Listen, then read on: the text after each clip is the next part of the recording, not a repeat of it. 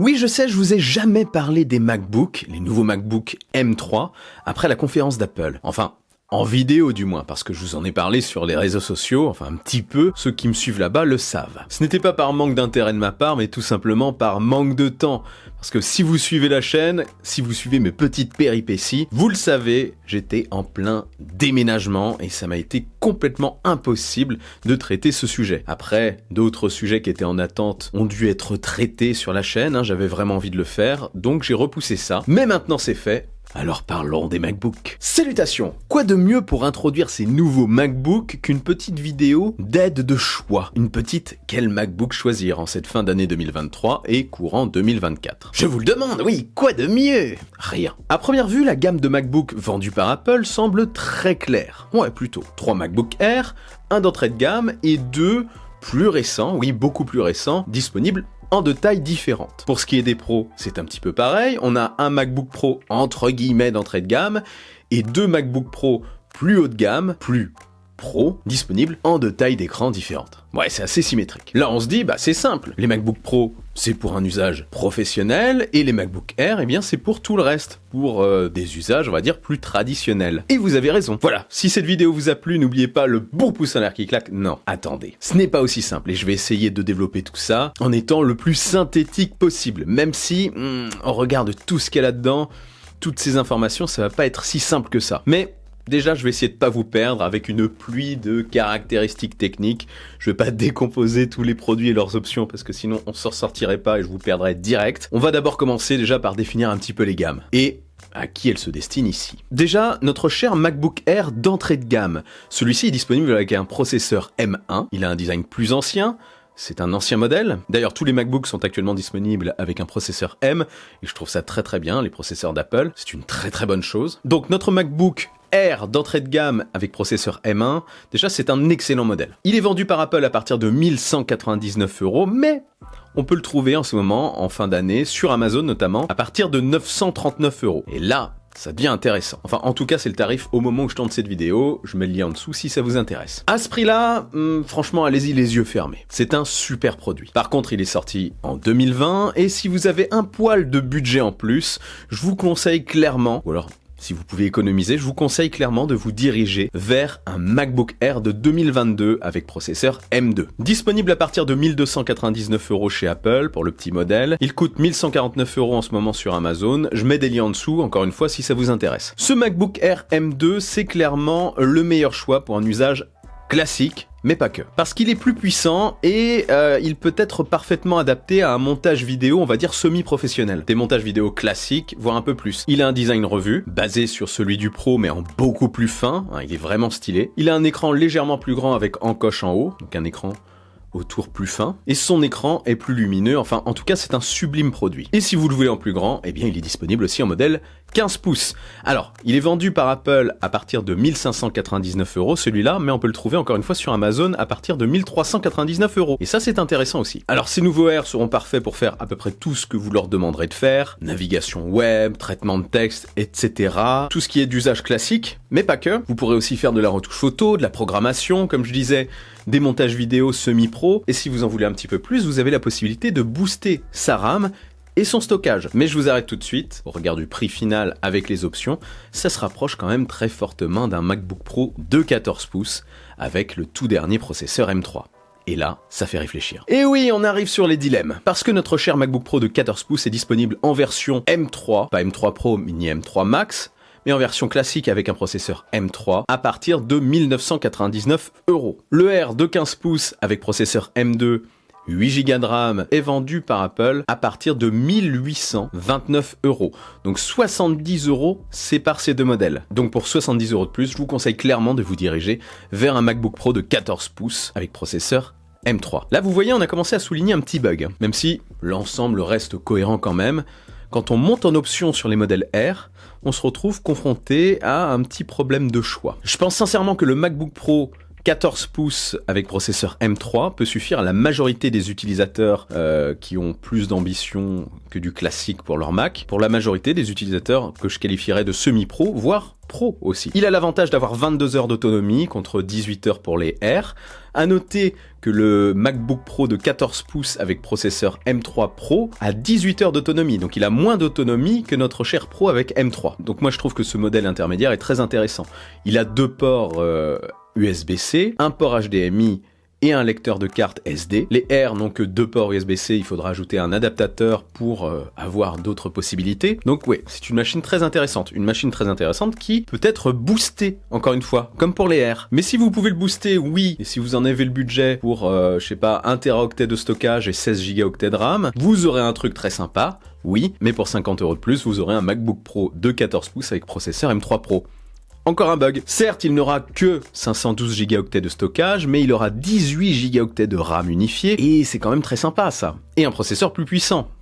Ça fait réfléchir. En fait, on peut vraiment constater qu'en poussant les configs des modèles R et du Pro classique, eh bien Apple nous pousse à nous interroger sur l'achat d'un modèle supérieur, en ajoutant un petit peu. Et c'est plutôt malin. On peut dire que les options sont plutôt là pour vendre des modèles supérieurs, j'ai l'impression. Et ça s'applique aussi par la suite, parce que si vous voulez mettre plus d'options à un 14 Pro, qui est un processeur M3 Pro, vous arrivez à un tarif similaire à celui d'un modèle de 16 pouces Pro, encore une fois, avec 512 Go de stockage. Ouh là là là là là là. Alors là, j'ai dit que j'essayais de pas vous perdre, mais là je pense que je commence à vous perdre. On fait quoi du coup? Respirez.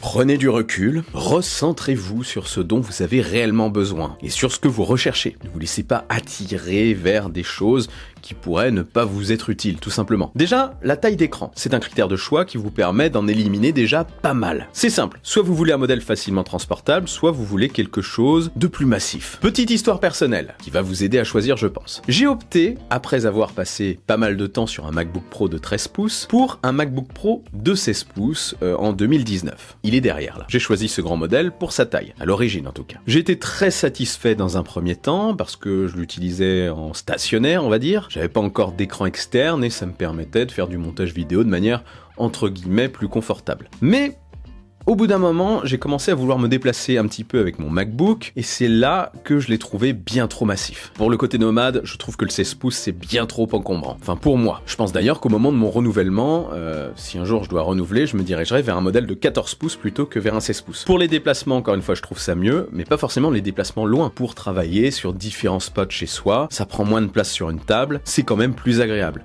Et entre nous, avec l'arrivée du casque d'Apple, Apple Vision Pro, qui pourra simuler des grands écrans, ça peut être sympa d'avoir un plus petit MacBook. Sauf si l'iPad peut faire la même chose. Bref, je m'égare.